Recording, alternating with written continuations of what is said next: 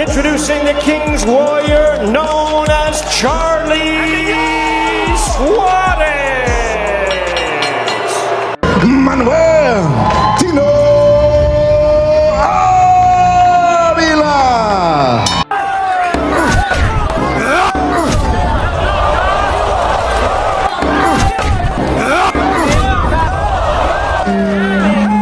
Usapang bakbakan, di magpapahuli pag may bagong laban. Muling mag-aalab ang mundo ng boxing para sa mga Pinoy dahil magbabalik sa ring ang isa sa pinakamahusay at pinakakompletong boksingero ng Pilipinas. What he's looking for right there. He just flashes the right. Si Charlie King's Warrior Suarez, tubong San Isidro, Davao del Norte.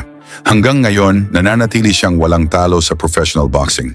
Dala ang 18 wins, 10 dito ang knockout, at walang talo. He just flashes the seconds left for Suarez to finish the job, and that's it. Nakilala si Suarez dahil sa kanyang matinding disiplina, mataas na boxing IQ, at pambihirang kakayahang kontrolin ang takbo ng laban.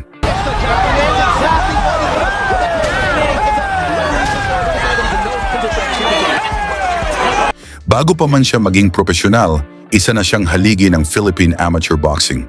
3 beses siyang nagwagi ng gintong medalya sa Southeast Asian Games at naging kinatawan pa ng Pilipinas sa Olympic Games.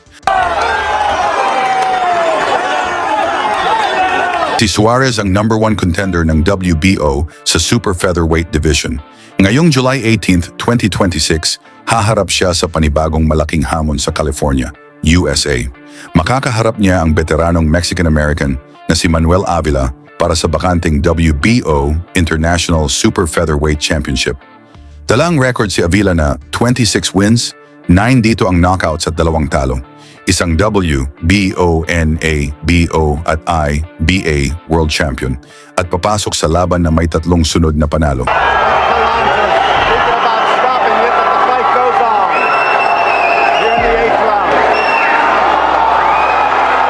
Ngunit hindi rin basta-basta ang karanasan ni Suarez.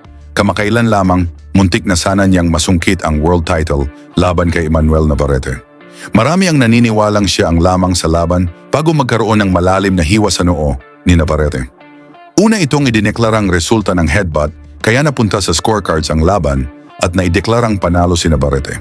Ngunit matapos suriin ng WBO ang replay, napatunayang legal na suntok ang sanhi ng hiwa.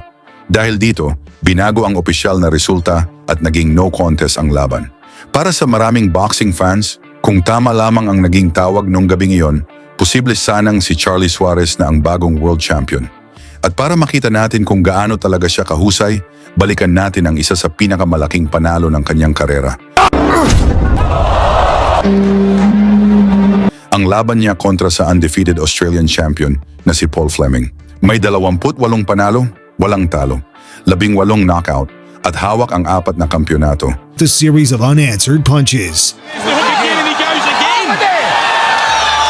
Ginawa ang laban sa Sydney, Australia, sa harap ng libu-libong Australian fans na naniniwalang magiging susunod na world champion si Fleming. Kaya bago pa man magsimula ang laban, dehado na agad ang ating kababayan. Pagkatunog ng unang kampana, agad nagpalitan ng mabibigat na suntok ang 2 mandirigma. Maiwas sa may sugod. Iwas. Yan, iwas.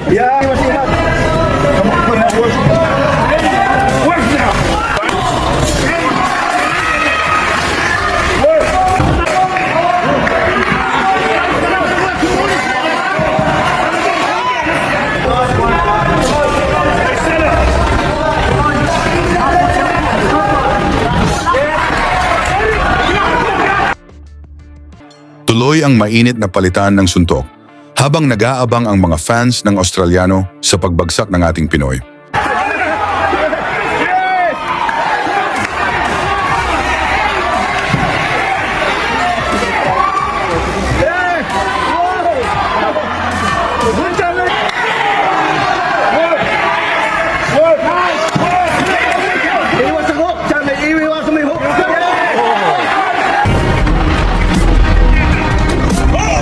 Suarez. Here comes Fleming. Turns him and comes back. Suarez covers up well. Sa third round, sinubukan ni Fleming na gamitin ang kanyang tangkad at haba ng abot. Pero nakasingit pa rin si Suarez ng malinis na suntok na nagbukas ng sugat sa kilay ng Australian.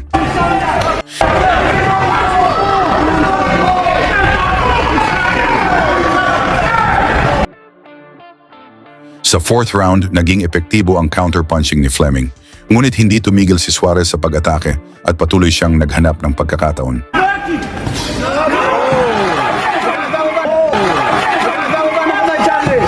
Defense mo yung pan mo. Taas yung depensa.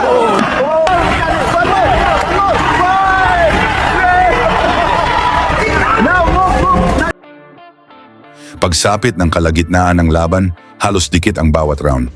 Parehong mabilis, parehong disiplinado, at parehong mahusay sa depensa.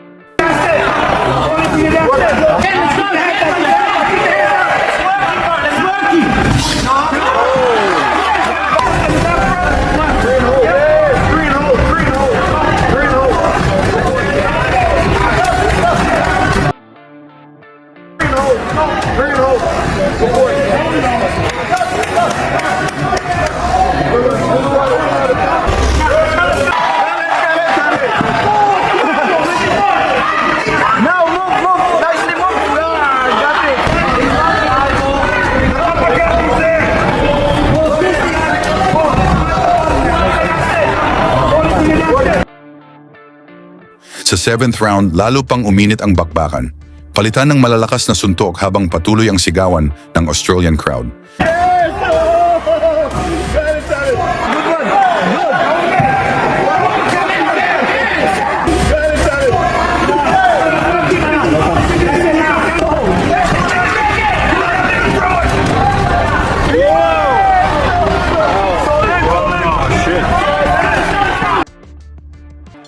Sa ninth round, itinaas ni Suarez ang pressure. Sunod-sunod ang kanyang opensiba. Ngunit ayon sa scorecards, si Fleming pa rin ang may lamang.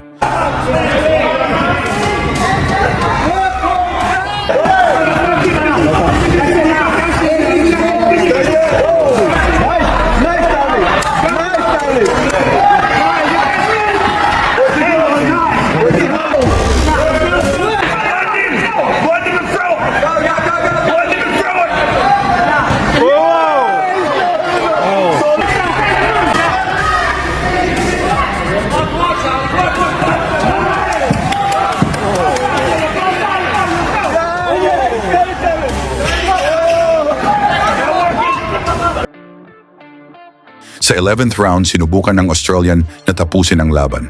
Pero bawat paglusob niya ay may katapat na matalas na counter mula sa Pinoy.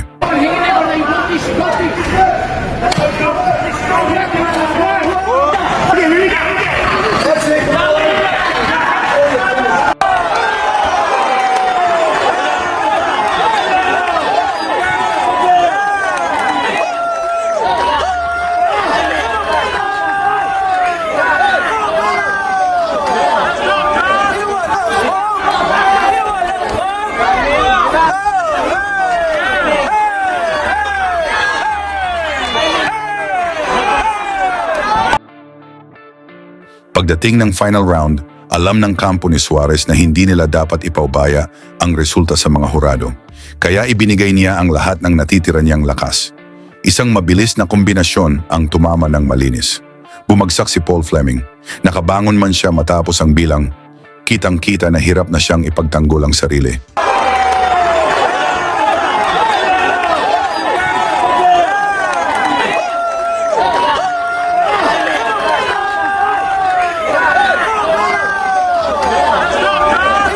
Hindi na pinalampas ni Suarez ang pagkakataon. Sunod-sunod niyang pinakawalan ang kanyang mga suntok hanggang sa itigil ng referee ang laban. Technical knockout. Isang napakalaking upset sa mismong Australia. At kasabay nito, nasungkit ni Suarez ang 4 na kampyonato. Sa tingin ninyo, kaya na bang maging world champion si Charlie Suarez? Ibahagi ang inyong opinyon sa baba.